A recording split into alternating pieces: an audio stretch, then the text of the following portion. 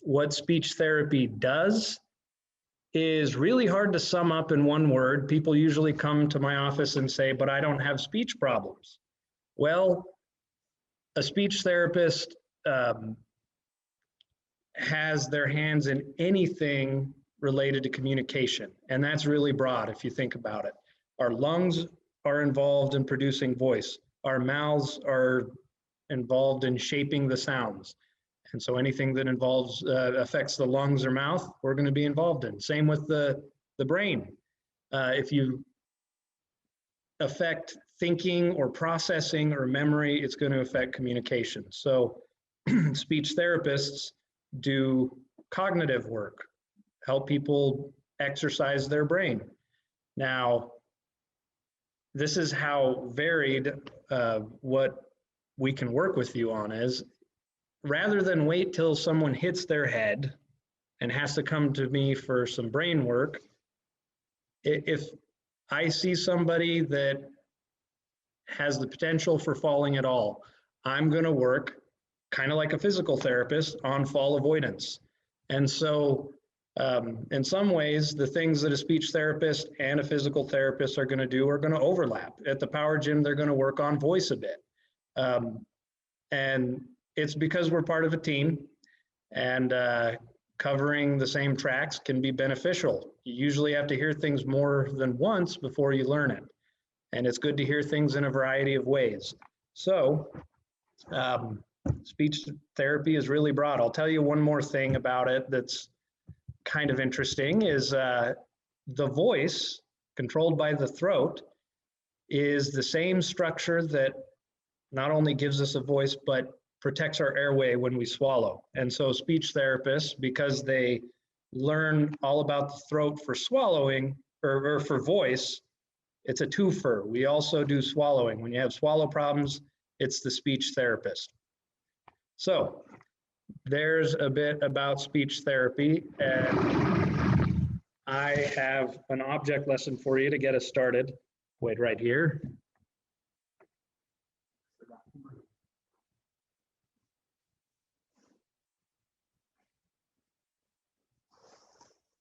Okay, so I'm always trying to make my services more useful for you guys. And the words quality of life, it kind of, at first, when I started using all the medical terminology, quality of life, it sounds kind of like it kills the fun of it. It sounds all medical, kind of a little stuffy, but actually, the whole concept of quality of life gives me hope for the medical profession, and that we can actually do something good for you guys. That there are still doctors and therapists and nurses and medical professionals out there who get the whole picture, that they're treating a person rather than treating a disease. Because the fact is, if you can cure a disease, when our science finally figures something out, cures a disease, that is a great boon to quality of life. But there's plenty of things that there isn't a perfect fix to. And what do you do then? I've had people tell me before, oh, you're working with so-and-so, that they have something terminal, it's not appropriate, you can't fix them. Well, they're a fellow human being, and lots of medical professionals get that, hey, it's about life and living life, making the most of it, sometimes making do when we have to. So that's what quality of life is. It's, as far as health is concerned, being as healthy as you can, but also your whole life, enjoying life. Here's the object lesson. Now, I've seen enough people get a diagnosis of something new, of Parkinson's. And by the way, Parkinson's is so prevalent, Before COVID, it was 90% of everything I did was working with people with Parkinson's. And then COVID hit and we all had to hide. But I hope that you guys are getting out a bit more. It's been tough. It's been tough on quality of life. And so this object lesson I'm going to share, let's see. Okay. I want to talk about how you balance the pursuit of good health with everything else in life. I think you'll all agree that you did not come here to this earth for medical appointments and even to enjoy speech therapy with me. Yeah, or to exercise. I don't know the statistics. I'm sure there's a few of you out there who really love exercise. I mean, sometimes I treat someone that's a marathon runner. Me personally, I exercise when something hurts and I want it to feel better. So the purpose of life, unless you're an exercise buff, isn't all these exercises and medical appointments and everything, and that's okay. It doesn't hurt my feelings. This right here, this sand, this represents all your medical appointments, all of the exercises that a therapist can give you. Sometimes I see a stack of papers that's really built up. And here we go. This jar represents, let's say this is a week of your life. And you're good boys and girls, you're doing all the stuff that has been prescribed to you without even questioning it. So it takes up your time. Now these rocks, I want to know a bit about you. If anybody wants to unmute themselves and share a passion of theirs, something they enjoy or that they used to do or that they currently do for fun. Okay, we got someone who said golf. This one's going to be golf here. What else? Bike riding. Riding my bike. Anybody like public speaking and being outspoken in a classroom? Especially over the internet. That makes it really easy to be interactive. Okay, I'm going to pick some stuff. And anybody can chime in if they want. But we got golf. Oh, what's something you like, Kelly? Bike riding. She does stuff other than just therapy. She likes her dog. Hiking with her dog. There we go, hiking. I'm sure some of you out there like hiking. Let's make this one skiing. And this one here, underwater basket weaving. All right, so we've got 4 activities that mean a lot to you, and you have had all these doctor appointments, and now you're going to focus on, oh no, we've run out of time. I can't fit it all in this jar of a week of life. So the purpose of this, I'm going to do the same amount of sand, the same amount of appointments and everything. Now, if you think I'm going to say, oh, you don't need doctor appointments, you shouldn't do them, you don't need exercise, you're wrong. That's not what I'm saying. I think that those things can help with life. They really can, but you have to put it in perspective that that's the purpose of it, is to help you with your life. But your priorities are golf, hiking with your dog, what did I say, skiing, and underwater basket weaving. And watch this, this is like magic. You put first things first. You can still do all the other stuff and it's gonna fit. Watch this.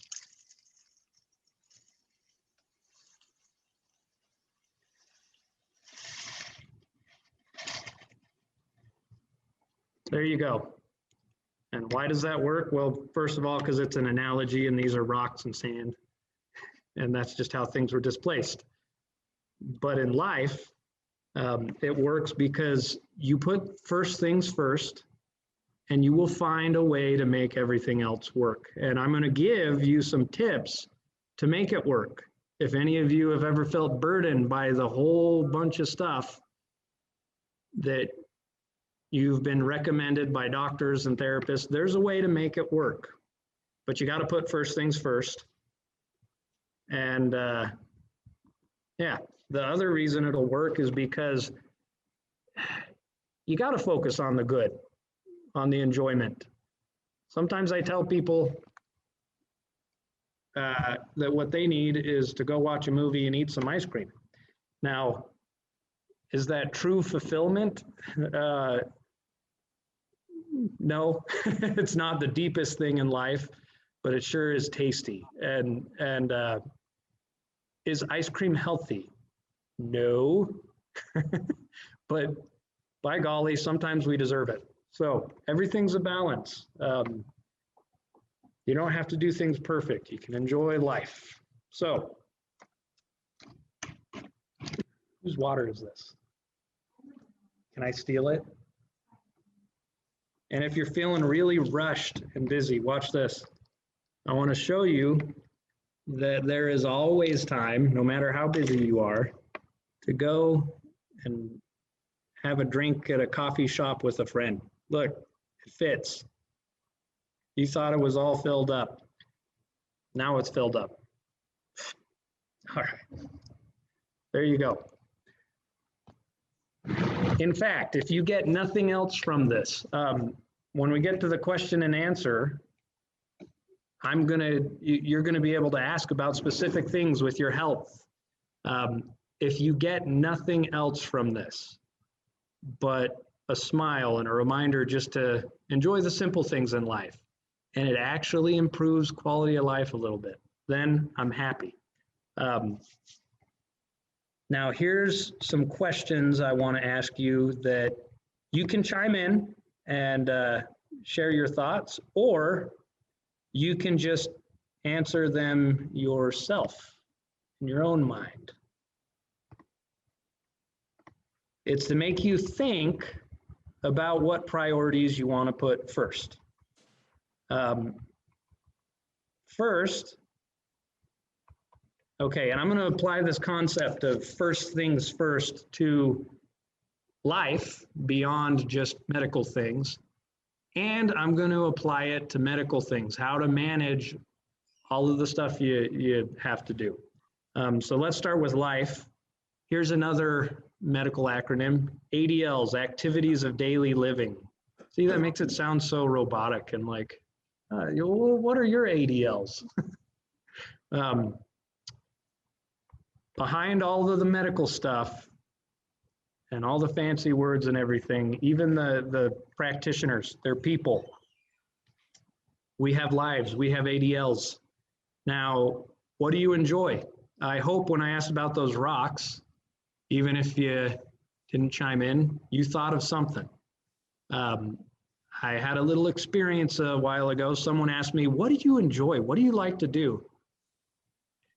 And I love my job. I do. I love working with people. I value that connection. It really is neat to learn about other people's lives. But this person said, not your job. What do you love to do? It took me an hour before I remembered that I like woodworking. So if you're asked that question and you're coming up blank, it's a sign that you haven't done something that you enjoy in a while. So are you able to do it? Has Parkinson's taken it away from you? Well, if it has, can you make adjustments to still do the activity? That's something I work with people a lot on lately. You don't give up. If you like dancing, then we're going to gear therapy, kind of like the stuff they do in Power Gym. They get you moving. We can apply that to dancing. Don't give up without a fight. And if you can't do that activity anymore, what else do you enjoy? Is there something new you can get into, something you've always wanted to learn, or someplace you could visit? Take control. Everything we do, that the doctors do, that the therapists do, physical therapists and speech therapists and occupational, it's really supposed to feed your life. Bring up your goals to the therapist rather than just showing up and letting them dictate what you're going to do. Tell them what you want to work on. All right, so there's some questions for you to ponder about life beyond just all the medical stuff. Is what do you enjoy? Can you still do the activity? Can you adjust so you can do it? What else do you enjoy? Something new you can learn. When was the last time you ate ice cream and watched a movie? Now, exercises. I told you I was going to help you stream with if you're just feeling overwhelmed. If you are, talk to your therapist to help adjust your home plan. As Parkinson's changes, as it invariably does, your home exercise plan changes. It can be a little hard because you don't want to overwhelm the person who you're working with. I like to educate the purpose behind all the exercises so that in theory, you can figure out what exercises you do on your own. You can be a bit of your own therapist at home. That can be tough. Parkinson's can make it hard to make heads or tails of all of this massive amount of information, even if you don't have Parkinson's. Like, I know so much about it because it's my career. Use your therapist to help you know what exercises you need to be doing at home. And here's a question. Are you feeling guilty about not exercising as much as that sheet of paper says? You know, if it says 5 times a week, because that's what we therapists do. We've got to make it objective. If you're feeling guilty about it, stop it. Our job as therapists is not to make you feel guilty. The purpose of exercise is not to make you feel guilty. And if we want you to exercise, let me tell you, guilt isn't motivating. I don't think it works. I've had people come in and they say, they hang their head low and say, I didn't do my exercises as much as I should have. And I say, as much as you should have. So you did some of it, right? Yeah. Well, how much? 3 days. Oh my goodness. And I want to hug them. 3 days, that someone actually took what I said seriously enough to do it 3 days. And I say, look, did it help you? Yes, then I'm happy. It helped you on those 3 days. There should not be guilt, even if, heaven forbid, you don't exercise one bit away from the therapists. I still don't want you to feel guilty because that's not what life is about. If you're not going to exercise, you might as well not be guilty about it. I do want you to exercise because it helps with function. And that's why you do it. It's not just because of the exercise in and of itself. I don't take myself so seriously that I think everybody should do everything I say, unless I'm right and it's good for you. But we make our own choices. There's plenty of things that I know that are good for me that I'm not doing perfectly. I think doctors and dentists and therapists all give people guilt complexes. So here's some other questions. Are you getting exercises in at home at all? Because coming to a therapist is good. If you're coming several times a week, that's good. But with Parkinson's, you walk out of the door after a therapy session and sometimes it's like you're back to square one. You have to learn how to use the exercises in the moment. I call it streamlining or priming. Like if someone has a swallow exercise, I say, do it when you're sitting in the car. Do it when you're waiting in a doctor's office, because I know that happens a lot. Do it when you can multitask. Do it when you're doing something else. Priming, I think, correct me if I'm wrong, Callie, but I kind of think of it like power up. A a lot of the exercises you do for movement, they recalibrate the brain, they get you moving, and they have the greatest effect both long-term to maintain function and immediately after you do the exercise. So let's say you're inspired by this presentation and you say, I'm gonna go try to golf again. Don't hate me if it's really hot out. Wait till the winter time to try that. But let's say you do that. Use the movement exercises you've learned to get your best golf game. The mentality of not just this little movement, you exaggerate it. You get your arms moving. You do all the stuff. You power up. You prime yourself. If I'm working with someone on voice, I tell them, do these voice exercises right before you have a family gathering or you have friends over for lunch, because it peps up your voice real quick. Unfortunately, it's kind of easy come, easy go. You can surprise yourself with how much you're able to move when you have Parkinson's, but the Parkinson's is still there, and it's a constant battle. So doing the exercises in the moment can help you get more out of your activities. Now, couple more things, and then we're going to go to question and answer.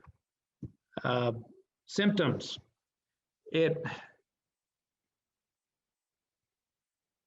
I wish there were a cure for Parkinson's.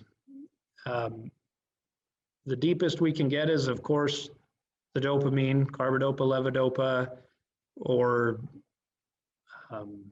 other interventions that kind of get deeper down in the disease, but they don't stop the process of cells going bad, the dopamine cells in the brain. And so a lot of the medical interventions, they're all symptoms, symptom related. If I gave you a list of symptoms, in fact, I often do, and I wish I could, you can go through, mark which symptoms you have, but then put a star by the ones that bug you the most. What can happen is you go into a doctor's office and they don't know everything about your life, and they might have value taking care of this symptom or this symptom, and little do they know there's another one that really bugs you. And so if you take control of the car a bit and steer that session with the doctor, you can get advice for the symptoms that bug you the most. Same with your therapist. And like I said, we're all part of a team. I want people to get advice from their movement specialist, their movement disorder specialist, and from me, because sometimes it's medicine and exercise or behavioral things. And sometimes they'll have a behavioral idea that I haven't thought of. Asking other people with Parkinson's. So then you try it. You got to try the advice if you sought it out. And that's why it's important to prioritize, because, people will give you stuff to do. They'll give you ideas.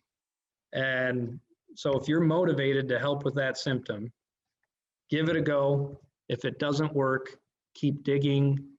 Sometimes I find that this is a bit tricky because I'm not saying give up and just accept defeat. Many times in my own health challenges, because I got married, my health is way better. When I was done and I said, this doesn't work, none of the medicine works, I don't want to try anything else, my wife pushed me. And it was a painful process till we finally found something that helped, didn't cure me, but improved my quality of life a bit. And that's what you do. But at some point, we can be stuck between a rock and a hard place, that there isn't a perfect fix, that the fix we do have isn't desirable. The cure can be worse than the problem. And so at that point, all we have is learning to accept it, make do, and move forward. If happiness is dependent on external circumstances, none of us are ever going to be happy. And so with all the major life changes and problems of Parkinson's, and even the depression it can come with. You got to work through it and find a way to still enjoy the ride. That's what it's all about. So prioritize what symptoms you want to attack. And then as you see it improve life a bit, all the medical stuff won't be as much of a drag. I like doctors more when they actually can help me. And that takes sometimes me advocating for myself. Last thing I have for quality of life. This goes deeper than the ice cream and movies. Relationships. This is something I think a lot about, that I think every human does. It's a big part of our experience, but I work with people on communication. Why? Because communication is part of our connection with each other. And so it goes a bit deeper than communication. It's about relationships. The reason I want to help people physically be able to voice, to move their mouth enough to speak, to get their point across, is because I want them to connect with family members. So COVID-19 was not good for health all around. The isolation was a trade-off. Important to preserve life, but it has also affected many people in a lot of different ways. It's affected relationships, and as far as cognitive health goes, I do a lot of brain exercises, but I always tell people the most important is social connection. Communication is very complex. That's how we use our brains. And so if you're shut up in your house, you're not stimulating yourself enough, and you're not enjoying some of the richest things of life as relationships. So think of somebody you haven't called in a while, somebody else who might be having a hard time, that you can do some kind of service for them. Doesn't have to be big. I think sometimes our culture really limits us in our sociality because we think, oh, to have them over, I have to clean the house, and I have kids, so that's really hard to do. But you know how, like, you think your house has to be perfect to have people over. Well, then I'll never have people over at my house. We have to be ourselves and open up a bit and be real with each other, and strive for that connection. There's cultures where it's kind of like, come on in, the door's open, I got a pot of beans on the stove, and that's really enjoyable. I want you guys to do whatever you need to get social connection with family members, with friends, and even with strangers, making a new connection, asking other people about their lives, and problem solve and find a way to do it despite the pandemic, despite the natural tendency that I think is in a bit of all of us. I could easily, to be completely honest, I could stay isolated. I could be lazy like that. Sometimes getting out, meeting other people, it feels like work, but afterwards I feel invigorated. So some people, they don't feel invigorated. They go to a big party and it's just stressful. For those people, their social connection is typically one-on-one. You know, so know yourself and what works best for you, and make sure you're filling your tank. We're humans, and we need each other. So there's my thoughts on quality of life. Now I want your thoughts, and I want your questions, and yeah.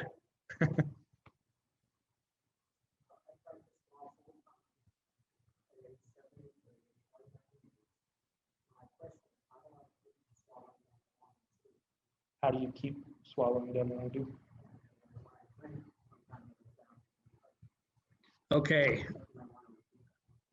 So one of the participants said he introduced himself. He practiced law for how many years? 49 years. Does that make you a lawyer? Just think of all the lawyer jokes, people. He's used to it.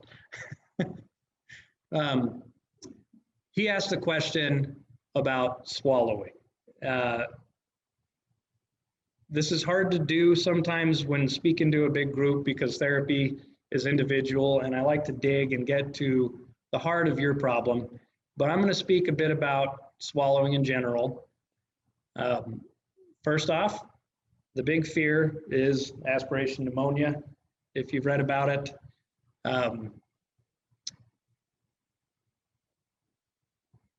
Totally avoidable. If you have Parkinson's, you do not have to die of aspiration pneumonia. Do people die of aspiration pneumonia? They used to always die of aspiration pneumonia if you got Parkinson's.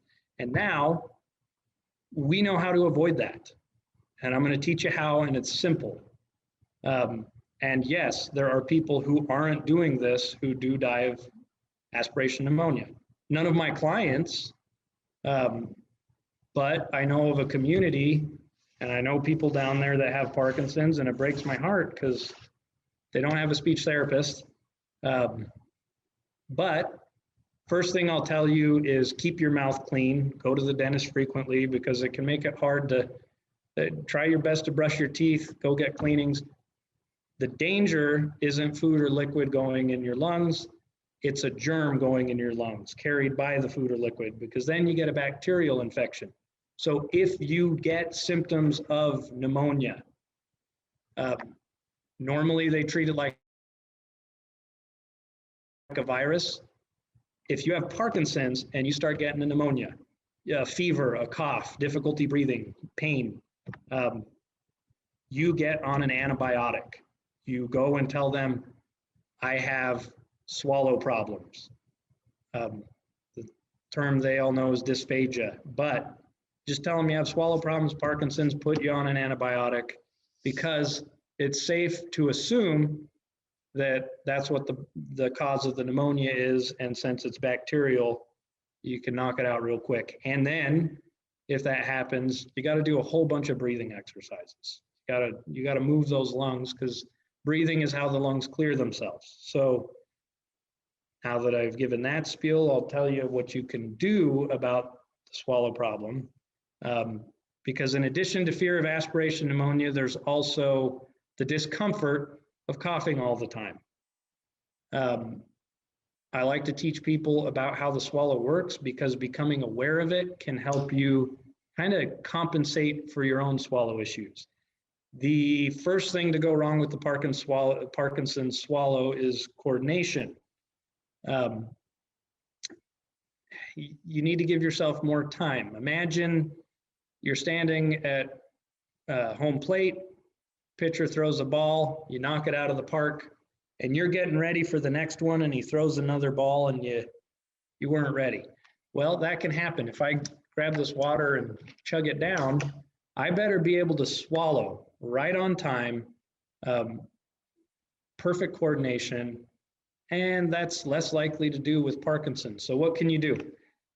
Keep your head at this angle, because then gravity doesn't send water back before you're ready to swallow it. You can use a straw. You kind of have to go by feel.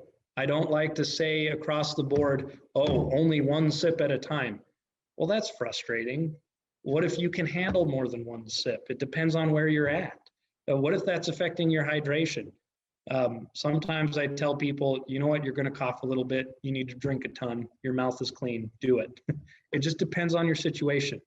So that's addressing compensatory strategies that you can learn. Pay attention to when you start coughing. What caused it? Did you take too big of a bite? Did you not chew as much? Do you consistently cough on a specific food? Maybe it's dry and crunchy. Maybe if you moisten it up, like, well, what's an example? Yeah, dip that cookie in milk. I like your thinking. She's good. So pay attention and That's what us therapists do. We analyze the situation, what's causing the problem, and problem solve with it.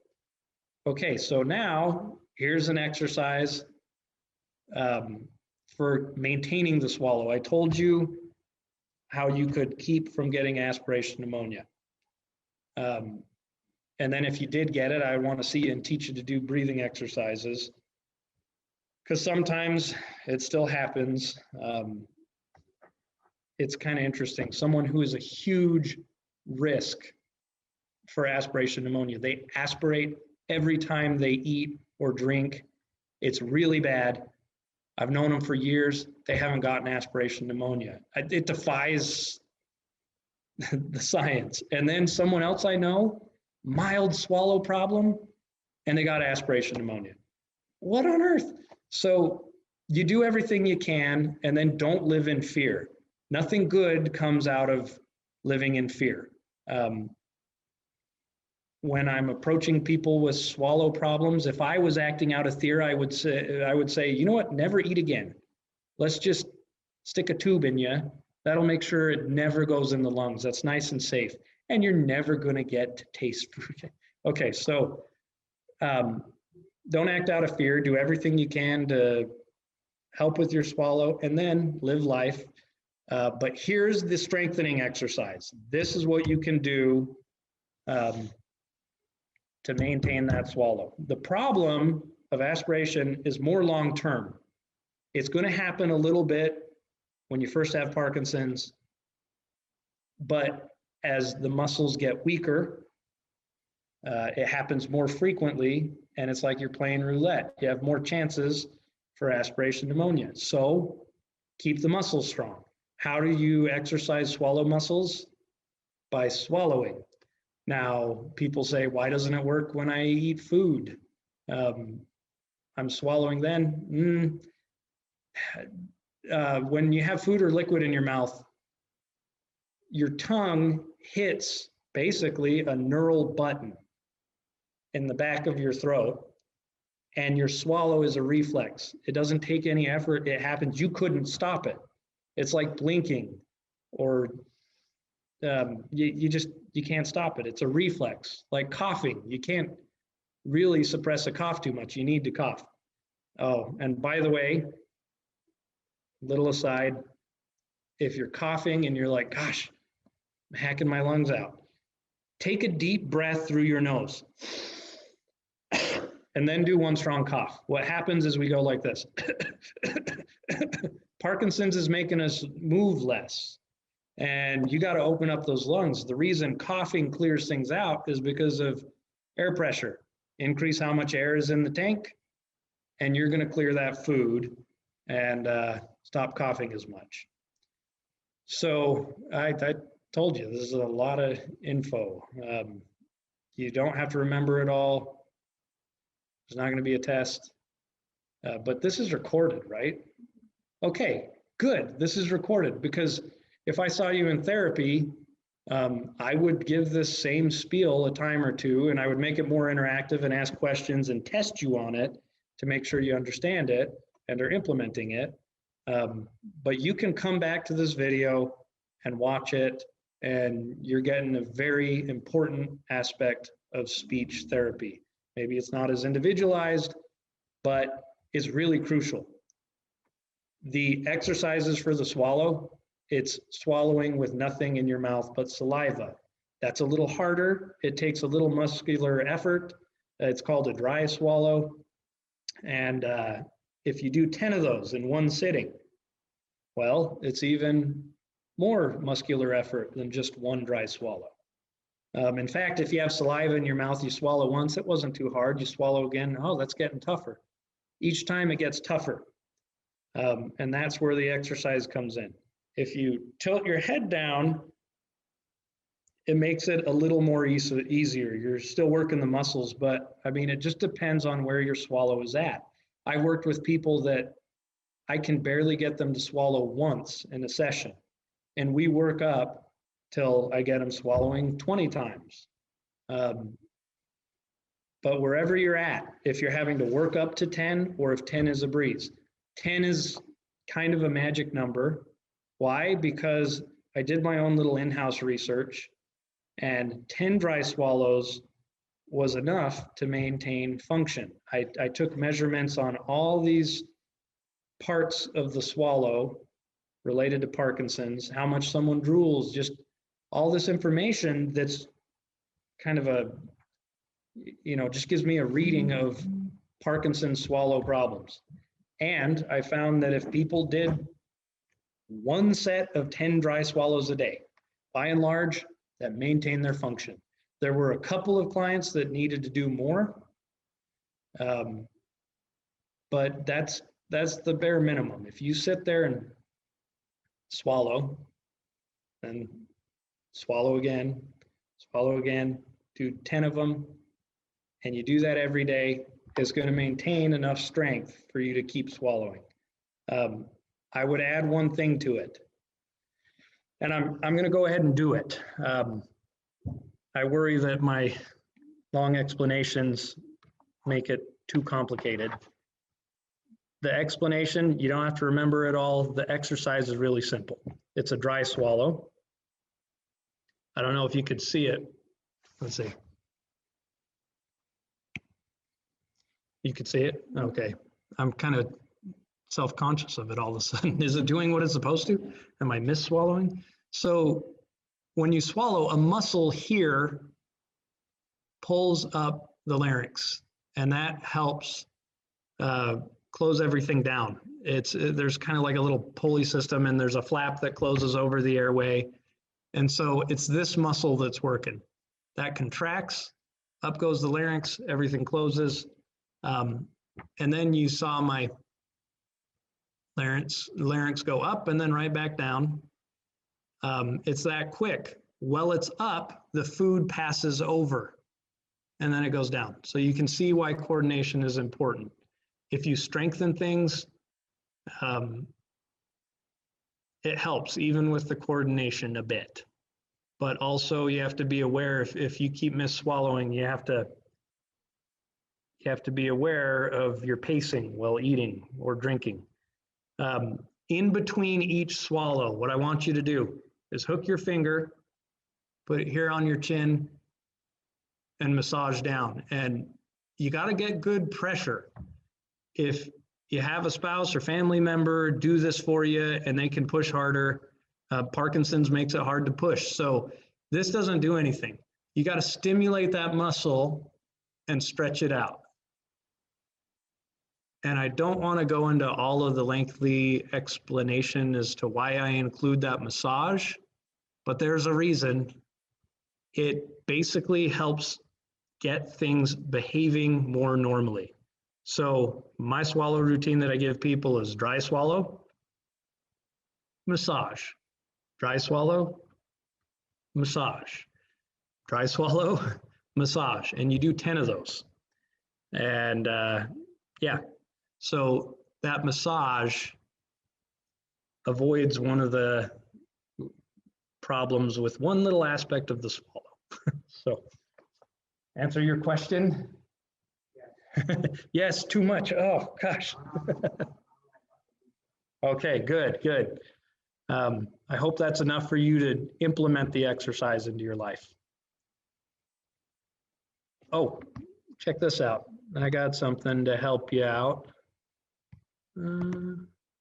Hey guys, so look at all these. These are ideas. I told you speech therapy can do a lot. This is just to get the juices flowing. You can ask questions about any one of these things.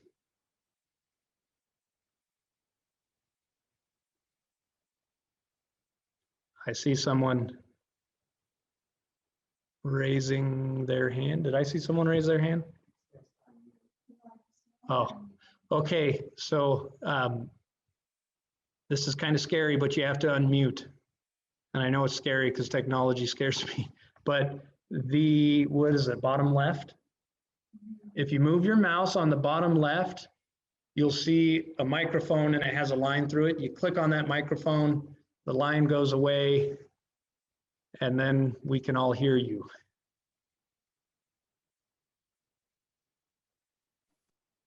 Ah, good. All right, what's your question? Well, I'm wondering about sleep disturbances and speech. Okay. Oh, that's perfect. That works. Can I just do that? I don't want to mess with it. Okay, sleep disturbances. As far as quality of life goes, if you were picking a list of symptoms that you're going to bring up to your doctor, sleep disturbances, I would put that somewhere near the top, if not on the top, because it affects everything. You tell me another symptom, and it's only going to be made worse if you have sleep problems. Now, there's a variety of causes. I'm all about being effective. I want things to work. And that's why I take the approach of referring to other people and specialists and creating a team in Tucson so that I can help people get what they need if I'm not able to give it. What you have to do to solve the problem of not getting enough sleep is realize that it's like a car. If your car has a bad starter, a dead battery, and a broken alternator, and you fix one of those things, it's not going to work. You could change out the battery and you have a fresh battery, but it's not getting charged, and the starter's not hitting that relay anyways, it's not getting it going. So great, you fixed the battery. If you fix the battery and the alternator, your car's still not going to start. The starter needs replaced. You have to fix all three things in order to get good sleep. If you have chemical insomnia, meaning insomnia that's caused by not enough dopamine, well, and you have sleep apnea, well, yeah, like the first thing I tell people with, let's take the low-hanging fruit. A lot of times you need your carbidopa, levodopa adjusted, or you need to go on a timed released one or something. But if you do that and you're still not getting good sleep, do you have sleep apnea? Is it because of having to get up and go to the bathroom? You have to solve each individual thing affecting the sleep. If I just told you some behavioral things that help, like, oh, don't get the mind too excited, don't sit there on your phone while you're trying to go to sleep. Yeah, that's good, but it's not going to fix all your sleep problems. It's going to fix that one problem. After you take care of all the health things, the chemistry, the sleep apnea, then behavioral things do matter. You want to get in a sleep routine. You need to do exercise, avoid napping too much during the day. But if you're getting terrible sleep at night and you can nap, take it when you can get it. It just depends on your situation. Like, I would only say don't nap if that's why you're not sleeping at night. If you're just shooting yourself in the foot by throwing your whole routine off. So that's the best thing I can give you, is that you got to identify every problem and not rest until you figure them all out. You can't rest until you figure them all out. That's something you'd want to bring up with your movement disorder specialist, because they can help out with the chemical side of it. Sometimes they suggest over-the-counter melatonin that usually can't hurt. Past a certain age, we don't produce as much melatonin. And also, gosh, there's a sleep specialist in Tucson that I like, because she doesn't only do the CPAP. Turns out CPAP isn't the only thing for sleep apnea. There's other things you can do too. I don't know if she uses them, but what I mean is CPAP's a moneymaker. You know, that device you put on your face and it puts positive pressure. And so it's a go-to. Oh, you got sleep problems? CPAP. This particular sleep specialist, she has a reputation for looking at all the different factors that I was talking about. It's Swan Sleep Specialist, I think. So that's my recommendation as someone to try. Okay. I went around looking, like meeting different sleep doctors, and until I found one that the first thing they talked about was not CPAPs. So that's why I recommend her, and a movement disorder specialist in the community that I really like. She's also been referring people to that particular sleep specialist. Good. Any other questions about that? No.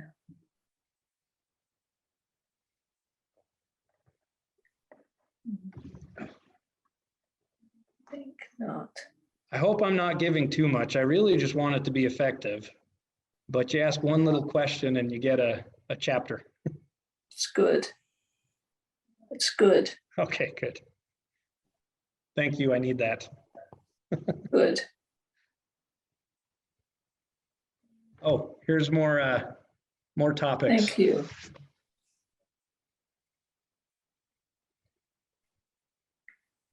And you can also ask stuff that's not on this.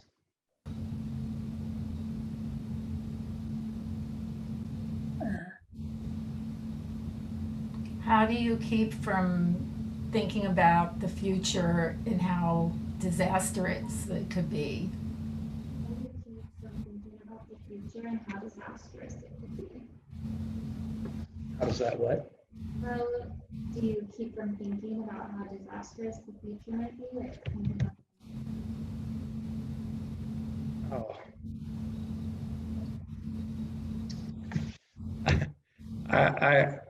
I would, it's the therapist in me. What I want is, hey, let's go grab a bite to eat. So if I frame it from a medical perspective, then what you need is cognitive behavioral therapy. It's not that you shouldn't think about the future. It's that you want to see the rose and not the thorns. That you want to, this is part of the human experience, coming to accept hard things and seeing the good in it, taking the good with the bad. Sometimes when we get kicked down enough, we start to develop a faulty response to tough situations that creates some baggage we carry along with us. And it's called, it's like a twisted thought. It's,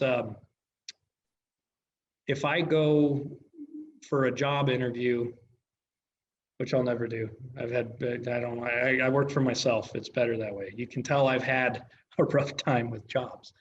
But let's say I did. A little bit of baggage I could have is projecting all my past experiences. Even though you can measure the future a bit on the past, I can't say that every job out there is the worst thing in the world. If I approach it thinking, oh gosh, jobs are bad. Nope, don't want a job. I'm poisoning my own perspective. I'm changing how I'm going to respond. I'm shooting myself in the foot. If I go with a bad attitude, I'm probably not going to get the job. It's basically just our attitude. We all need attitude adjustments in certain things. It can be really annoying if someone's like, oh, you just need to see it differently. You're really experiencing something hard. It's not good advice to just, oh, perk up, see it positive. But really, how we think of things affects how we feel. It goes both ways. How we feel affects the way we think. So sometimes we have relaxation exercises, traditional things, meditation, things that calm us. If you're feeling a bunch of anxiety, that can be the thing for you. If you're having a whole lot of thoughts that are persistent and they're worrisome, cognitive behavioral therapy is the process of identifying what thought makes you worry, picking apart what might be bad or what might not be fully true about that thought, and then coming up with a healthy alternative. So if I were doing cognitive behavioral therapy with you, I would say, what are your fears of the future? And I wouldn't replace it with, oh, everything's fine, it's going to be okay, there's no problem. I would replace it with something realistic. I would teach you to replace it with a realistic thought. Yeah, I should do more of an example with that. But here's one. I'm going to use one that happened during COVID-19. Someone was just devastated. The world's going to end. What's the point of me trying to get a job? What I have no future. Those are the things that she said. That was the level of fear. And I think lots of people experience that to different degrees because we were totally thrown into something that was out of the norm. And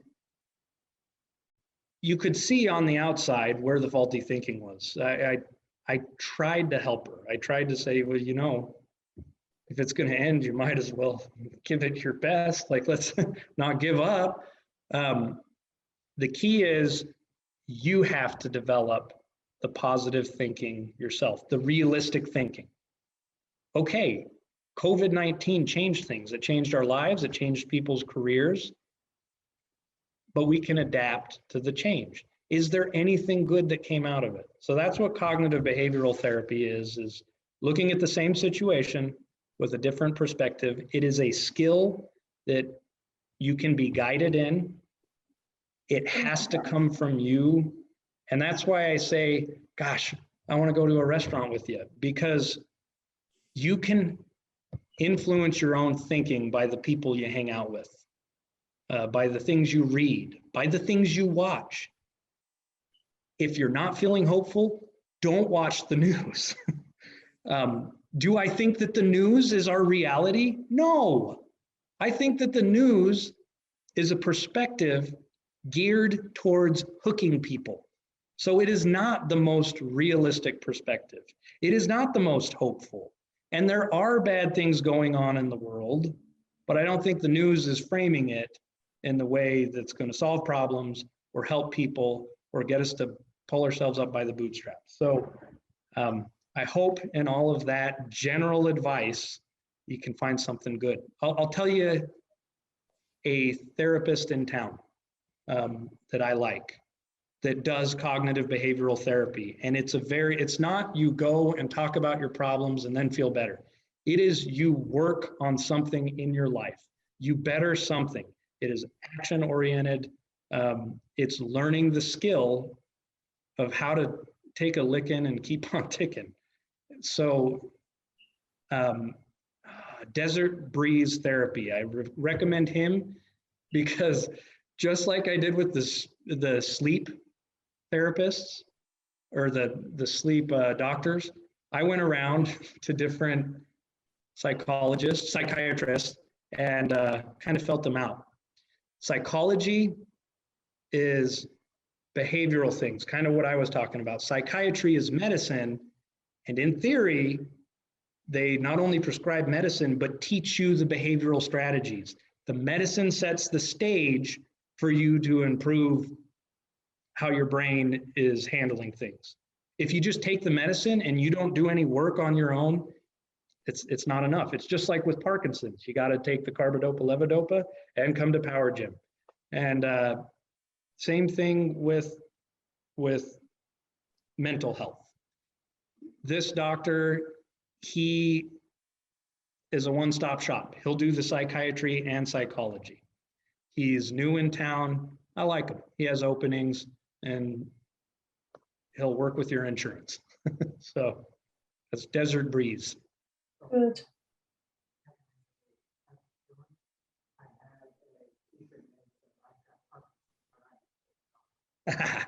Okay, this is worthy to be heard. I was telling you, you can learn from each other. Parkinson's comes with unique challenges that make the challenges of life all the harder. Humor, that is good stuff. This is kind of in the vein of ice cream and movies. You need ice cream and movies, and you need humor. Watch some comedy. This participant had a shirt made. I don't know at what point, if this was right when he got diagnosed or a little bit later when it wasn't as fresh. It says, I have Parkinson's, but I just shake it off.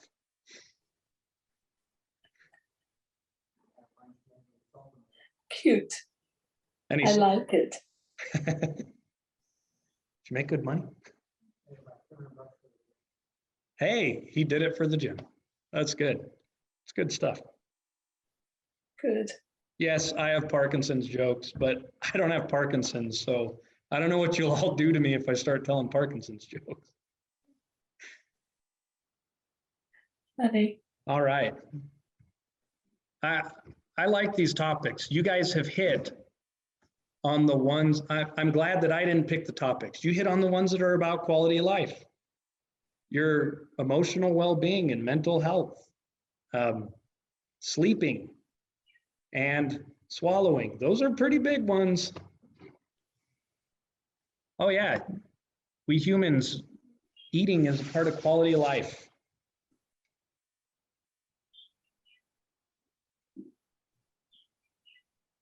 What about illegible handwriting? Will you ask that one more time? Do you want me to unmute? Okay. So you mute yours. Could you ask that again? What about illegible handwriting? Illegible handwriting. Let's see. Let me click on that. Okay. So I like to, oh, can't see me. Hold on. As I said before, I like to educate. I don't like to just prescribe the exercises. If you understand the principles behind them, you get more mileage out of the exercise. You can twist it.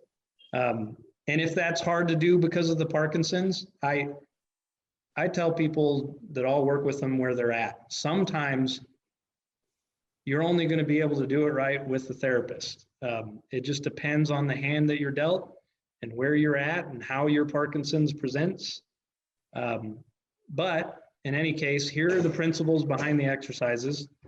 Which ones did I have? Nope, that's not it. Hold on.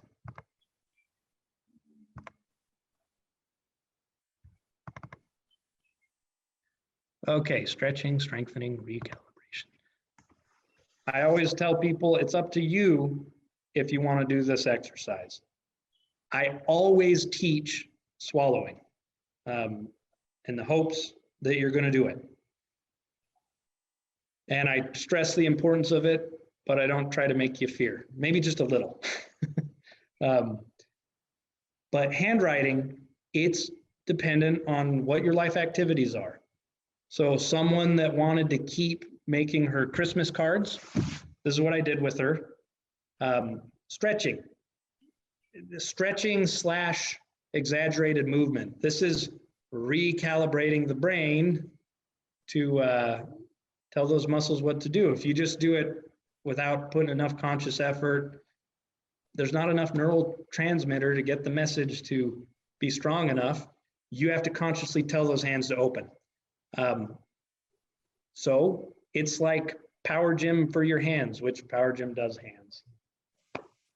Then I like the muscles are dynamic. They are not only about movement, but strength. So you don't want to neglect strengthening. If all you're doing is range of motion, but you never do strengthening, your muscles are going to get weaker, and that's not good. This right here is a device that I like. I've tried many little hand devices, and I like this one because you'll notice you can squeeze it and thereby strengthen your grip, but it also puts resistance on your extension. So you open the hand up and you have some resistance. Anytime you're exercising a muscle, you want to exercise, there's muscles that pull the fingers this way, and there's muscles that pull them the other way. They oppose each other.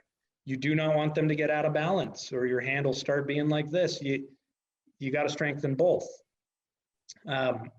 And for some people, if you don't keep doing that range of motion, the stretching, if you never open your hand up all the way, the muscles are going to shorten to the point that you can't open the hand, and it's called a contracture. And then either me or another therapist is going to work with you on stretching it out little by little and regaining the ground you've lost. So wherever you're at, keep range of motion.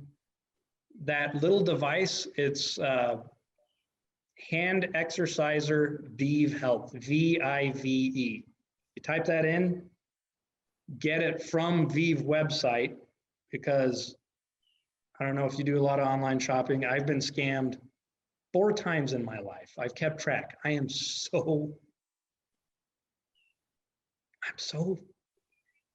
not gonna say, I am really mad about it. I don't like being duped. And they took my money. And the safest things to purchase from, don't go to Walmart.com. It's not Walmart. I've been scammed on that. I ordered a set of 12 harmonicas in 12 different keys, and they sent me 12 harmonicas, all the same key. This is me venting. That's not funny.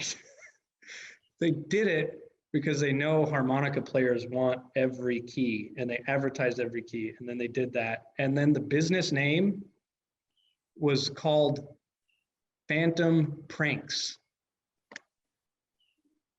I tried calling them, and then they ghosted me. They were phantoms. So the safest ones to buy from are Amazon. What else? eBay's good. Okay, Amazon, eBay.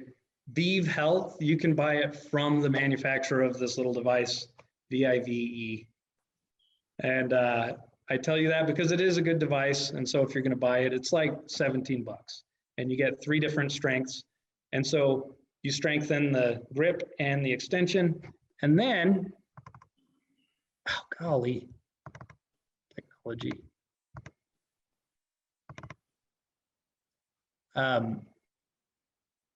I'm going to teach you, here's the result of about, I don't know, 2 or 3 minutes of an exercise I gave. The top part was there before, and the bottom part was there after. There's things that we can help with and things that we can't. I can help with micrographia. I can't help so much if your hand's shaking. That's more like the medicine will help with that. But even though, you know, the top part is kind of legible, but the bottom part is bigger. That makes a difference in legibility. As your movements get smaller, it can get so small that you can't even read it. And there's subtle things about this, not just the size, but some letters, like if you look at the E in speech, and then the E in speech at the bottom ones, the lines connect better. So micrographia, it doesn't only make you small writing, it's like the letters incomplete. And so how do we counteract that? Well, think about power gym. You don't go like this, power up, power up. You go like this, right? Take a piece of paper, fold it in half, hot dog fold, you know, because it's like this. And then you write all the way across. Can I have a piece of paper? I'll show them. And if you do this on the front and back of the page, it tends to make a difference, as dramatic as what you saw. Yeah, use that. Cool. And then a pen. Because if writing is really important to you, you prime yourself with this exercise right before you're writing something. You don't try to write normal. You write huge. So from bottom to top, you're doing the full motion. And notice here, if I was doing this exercise and I had Parkinson's, I would say, oh, I didn't complete it. So I would do the letter again and complete all the way across. That picture you saw of the little writing samples, the person didn't see their writing. What I have them do, and I do this with everyone I do writing with, and that wasn't even the best example. That's just the one I found for today. You have them sign their name, write their name, put it aside, have them do this exercise on a blank piece of paper, write again, and compare. And you'll see it's a lot bigger the second time because they've primed their brain. So you fill up the whole page front and back with letters, or you can write a word or a sentence, you know, golf, G-O-L-F. And after you do a page front and back, then you write your note. And just like you have to consciously focus on walking sometimes, you consciously focus on your writing. You can do it. Yeah, so that's what I have for illegible writing. And I wish, like, this is why you have to weigh how important it is to your life functions. That was work, that's work. Doesn't hurt you, it can even help preserve hand movements for other things other than handwriting. But it's, you know, it would be disingenuous for me as a therapist to say, there, problem solved. It's not fun to have to do those things, but it's all we've got. I still am happy that you can fight Parkinson's.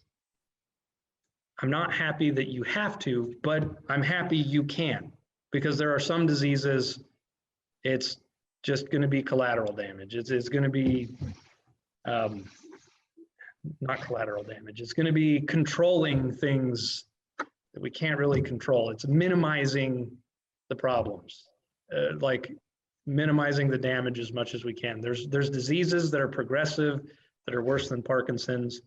When I'm working with someone with any disease, I always try to help them find the hope. I really believe that there is hope, no matter the situation. One of the pieces of hope for Parkinson's is that you can fight it. So if handwriting is worth it to you, then that's the exercise that you want to make a part of your life. Thank you. Did that make sense? Do you have any questions about it? No, helpful. Okay, and just try to give yourself feedback, like analyze those letters if you're making the connections, and if, you know, Sure. you might go like this and say, oh, it's too short. Well, tell that hand to move. Not just like this, you get that hand moving, you know, exaggerated. I have people do things in the air sometimes. So, all righty. Thank you. Oh, my pleasure. We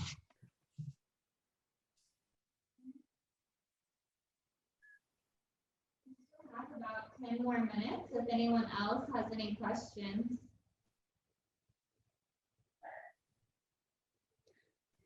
But if I'm standing between you and your ice cream in a movie, prioritize.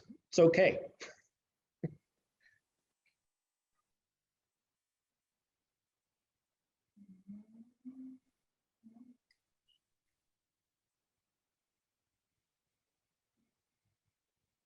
Word finding difficulty. Okay.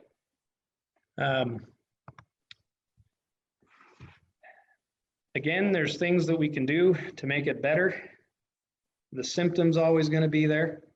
The biggest thing is conversation, socialization. Don't let the deficit stop you from the activity, because if you isolate yourself, it's just going to get worse. So I want you to talk with friends. And while you're doing it, here's a technique that can help. So there's always an exercise to rehabilitate. There's lots of word finding exercises. I like word finding games because they're less dry than a therapy exercise. You know, categories, Scrabble, Um, I've got a whole bunch of such games in my office. In fact, it's my favorite one.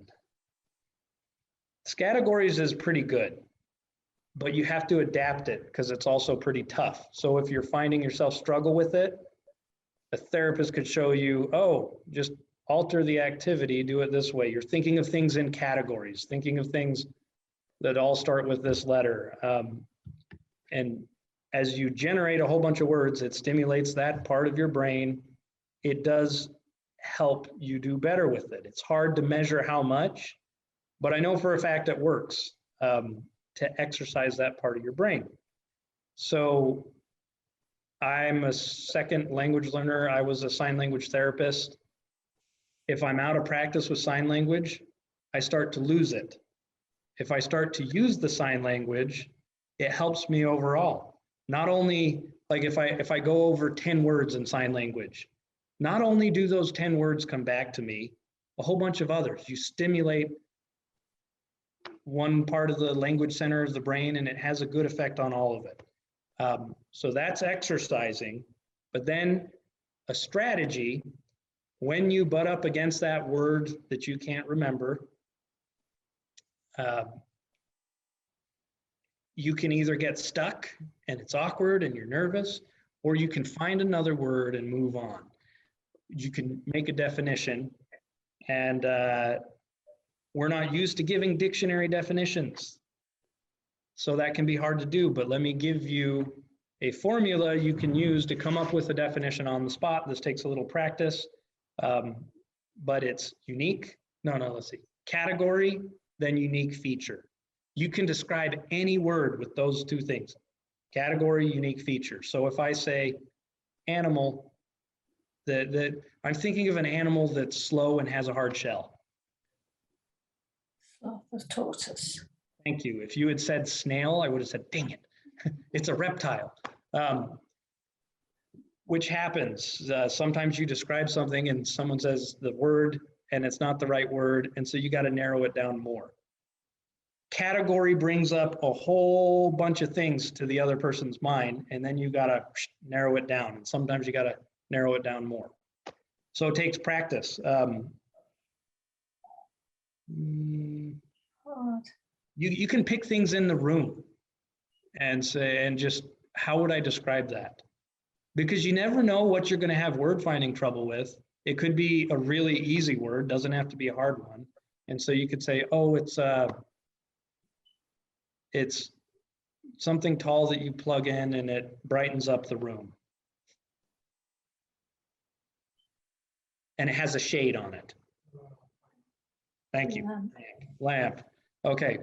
So, and it can be more natural. It doesn't have to, like, everybody has trouble sometimes with word finding, not just people with Parkinson's. Sometimes I can't think of the word. It happened once today when I was like, collateral damage. No, that wasn't the right phrase. That's, communication doesn't have to be perfect. So you don't have to draw too much attention to it. And in context, it really can work. I taught this to a client once, and he was kind of understandably poking fun at the bit of hokiness of it and my examples. After the therapy session, he said, all right, honey, let's go get one of those things with meat between two pieces of bread. And I was like, you're going to a sandwich shop. So in context, if you're getting stuck on a word, Sure. you really can use that technique. And if it comes off as a little corny, you can both laugh about it. But you got your point across and moved on. Exactly. Hung up. Good. Yeah. Thank you. Oh yeah. That's helpful. Find those words. That's it.